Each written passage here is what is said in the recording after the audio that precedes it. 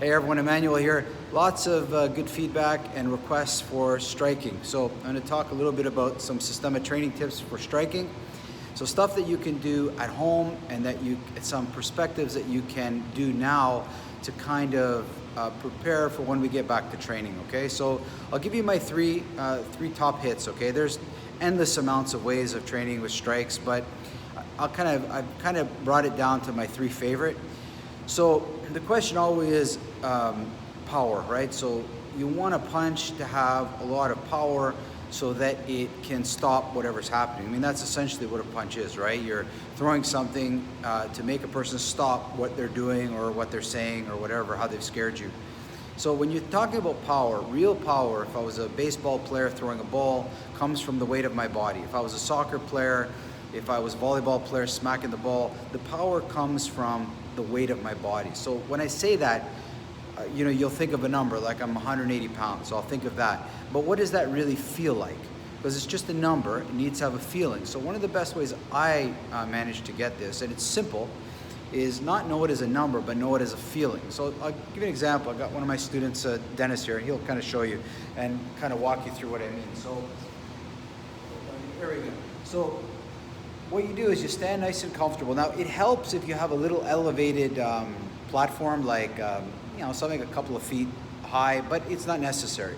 You relax yourself, and what you're going to do is jump up. And when you jump up, when you land on the ground, it's solid, and what that does is it causes a vibration to come up the body, and that vibration is your weight as a feeling. So another analogy, if a car smashes into something solid, you see the person on the inside going forward, going backwards, going forward as the car was hit. It's the same thing. There's a collision on the feet, and it's sending a vibration up, and that vibration is your feeling or your weight as a feeling. So just watch Dennis for a sec. He's going to jump straight up, and when he lands, the vibration is going to happen. Yeah, and you can see the camera vibrating now. One more time. Okay, so that's the beginning. So right now it's just vibrating everywhere, right?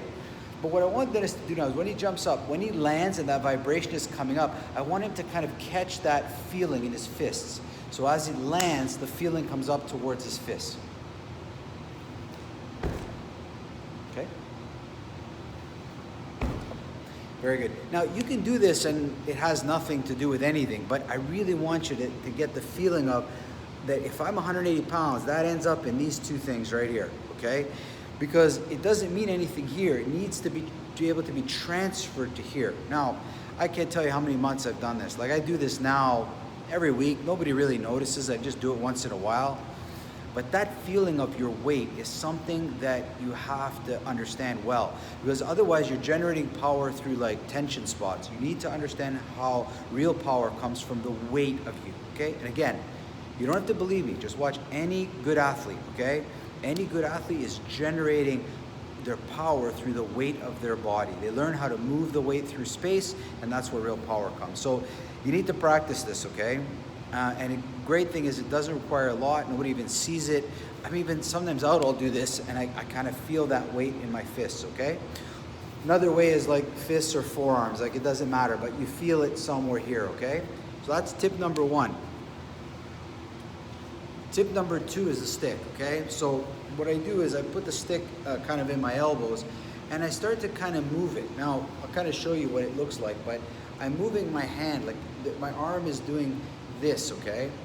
And it's very important as you strike that your arm is nice and loose, and especially through the bones and through the joints. It's not necessarily to add a twist, but that the arm is loose. And what I like about the stick is, especially this stick, it's got a little bit of weight, so it gives me some feeling, okay? You can see my hands, I'm rotating them, I'm turning them, okay? Watch Dennis do it for a second.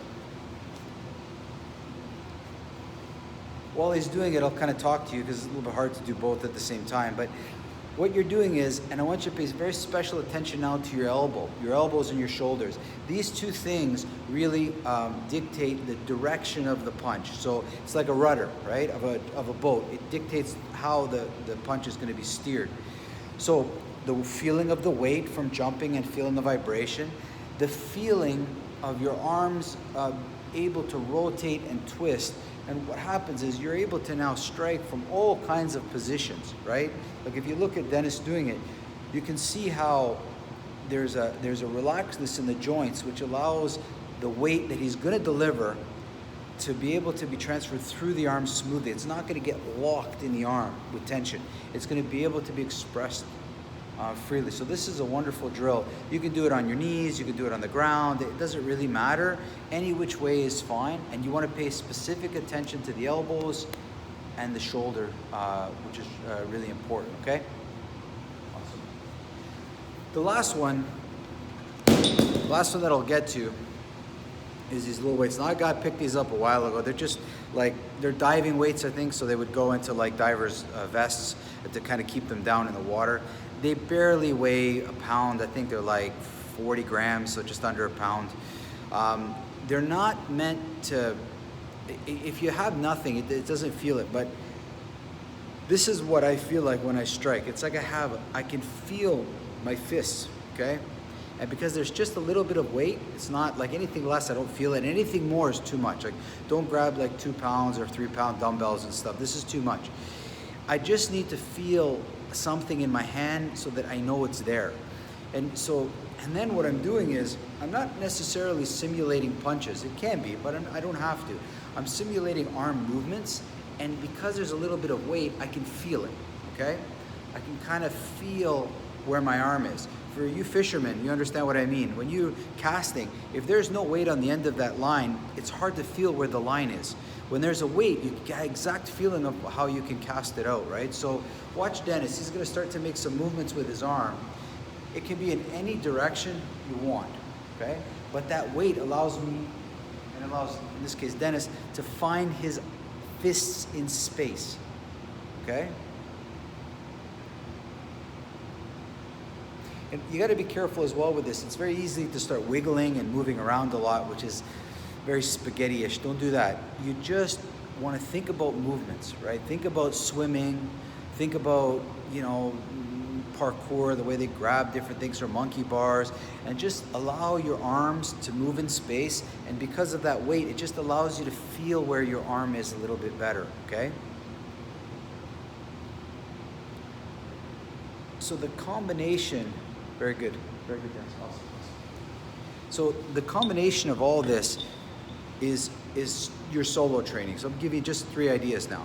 Now, then tomorrow, or whenever we get back to training, you've got to discipline yourself to say to yourself, okay, when I strike, I need to go through this sequence of like weight, relaxed arm, and letting the weight go, like feeling the weight come on. So watch Dennis now. He's going to try it on me, right? So just watch an example. So he's going to stand in front of me. He's going to jump a little bit.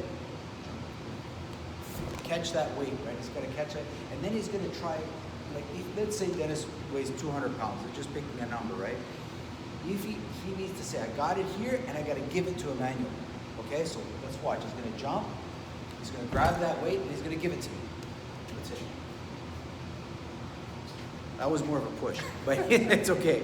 Yeah, I didn't really tell him what we're doing, so he's not surprised. He needs to give it to me, guys. Do you understand the difference? A lot of you know how to push good, and it's amazing. That's a first start. But studying how to let go of your fist is so critical. Because especially for good people, Dennis is quite a good guy, and sometimes you hold back. He needs to give me that weight, okay? And I'm gonna kind of judge as a good partner how much of that weight he gave me. So just watch again and see if he can transfer his weight that he bounced, that he caught in his hand. Can he give me that, okay? Just watch it. Well, nice.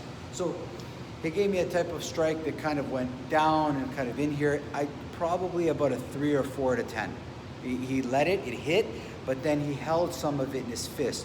You gotta let it go, okay? You gotta let it go. And I'll show you some other ways of doing that in later videos. This is just to kind of start. So watch me if you can. We'll see kind of us back and forth. So I jump up, I catch it, right? And then I let it go. Now, I held a little bit. I felt like some tension in my shoulder for whatever reason. I felt it. It's not meant to be right or wrong. This drill is meant, all drills are meant to be accurate. And what I mean by accurate is honest. Honest is, that's what I love about kids. When you bring a kid somewhere and if somebody is like fat, they say it. They're just, their words come out of their mouth. If they're hungry, they say they're hungry. That's it. They don't know any niceties or politeness. They say what's on their mind.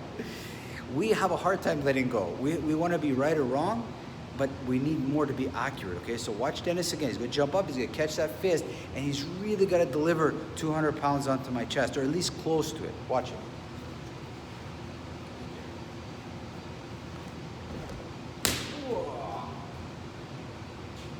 That was better. That's more like a 7 and an 8 coming out of there. It was hard to explain, but I'll give you the verbalization. He hit me here, but I felt it in my back, okay? I felt it in the shoulder blade actually relax a little bit, which felt good.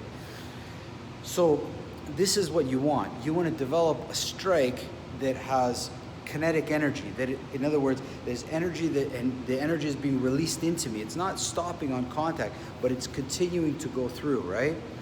So we all understand this in ballistics, right? The same idea with bullets, right? The bigger the bullet, it's slower, but when it hits, it has much more kinetic energy and it has much more stopping power, okay?